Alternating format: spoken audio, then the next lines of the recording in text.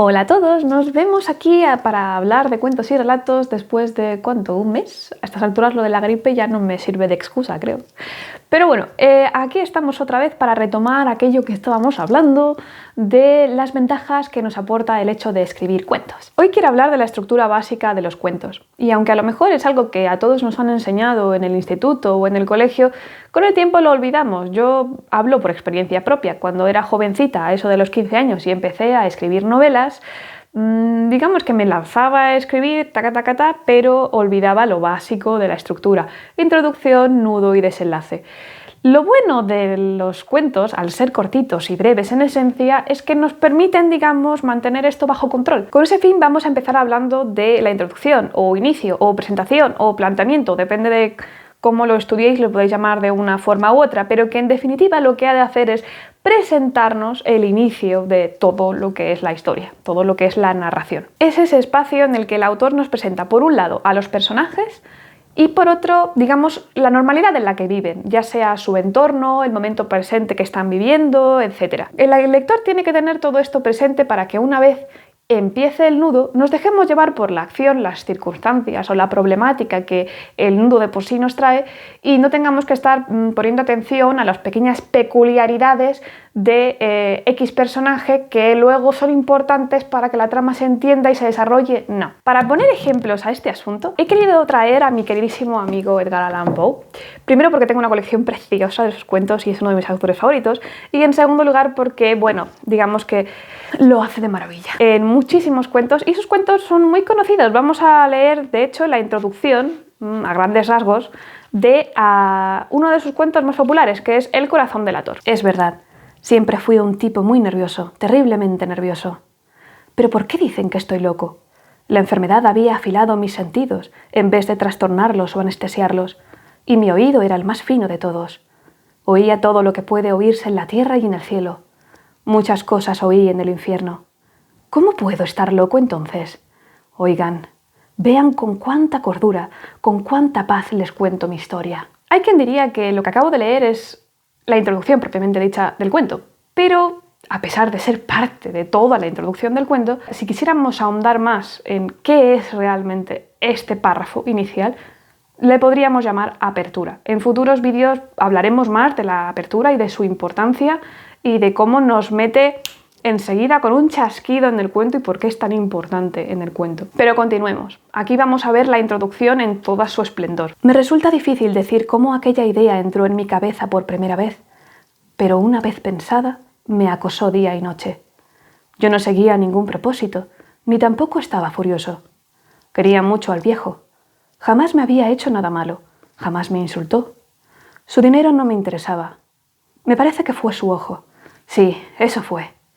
Tenía un ojo parecido al ojo de un buitre, un ojo celeste velado por una tela. Cada vez que lo clavaba en mí, se me helaba la sangre. Y así, poco a poco, fui decidiendo matar al viejo y librarme de aquel ojo para siempre. ¿Por qué para mí esto es una introducción por excelencia?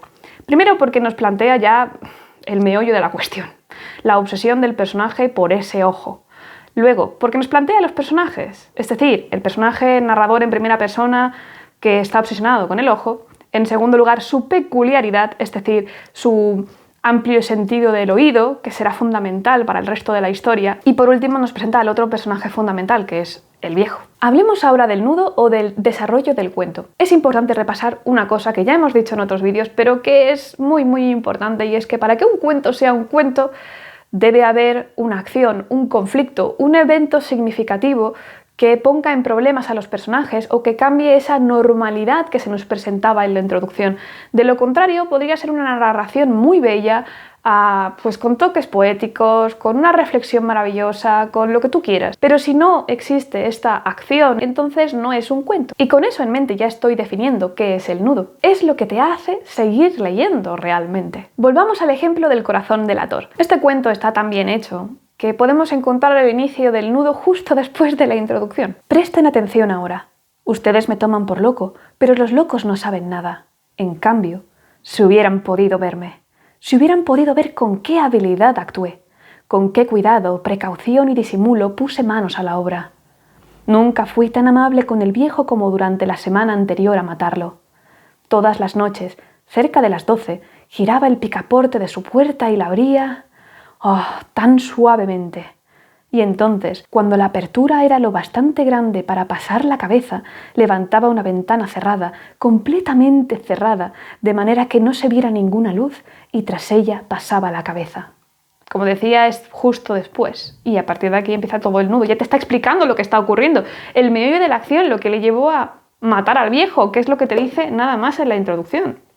En este punto ya podemos hablar del desenlace o el final de la historia. El desenlace no es más que la resolución del conflicto planteado en el nudo. Una historia puede tener un final cerrado o abierto, puede tener un final triste o feliz, pero siempre, siempre, para, digamos, cumplir con las expectativas del lector y de lo que se espera de un cuento, el desenlace debe resolver el conflicto planteado en el nudo, simple y llanamente, de la mejor manera que podamos, de la mejor manera que nos permita la historia. Y por supuesto, lo que caracteriza el cuento es la tensión que se va manteniendo hasta ese punto y el final sorpresivo, el bofetón que te tiene que dejar al final. Para que un cuento tenga éxito, para que un cuento sea un buen cuento, es imprescindible que estas tres partes estén dentro de su estructura, se puedan sentir. ¿Y cuál sería el desenlace de El corazón delator?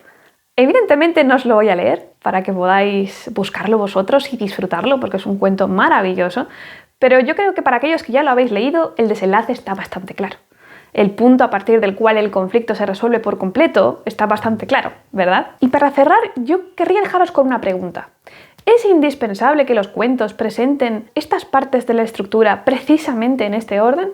¿O podemos desordenar un poco y que un cuento empiece por el desenlace, luego pase a la introducción y luego al nudo? ¿O empiece por el nudo, luego la introducción y por último el desenlace? ¿Qué pensáis? Decídmelo en los comentarios. Cuidaros mucho. Adiós.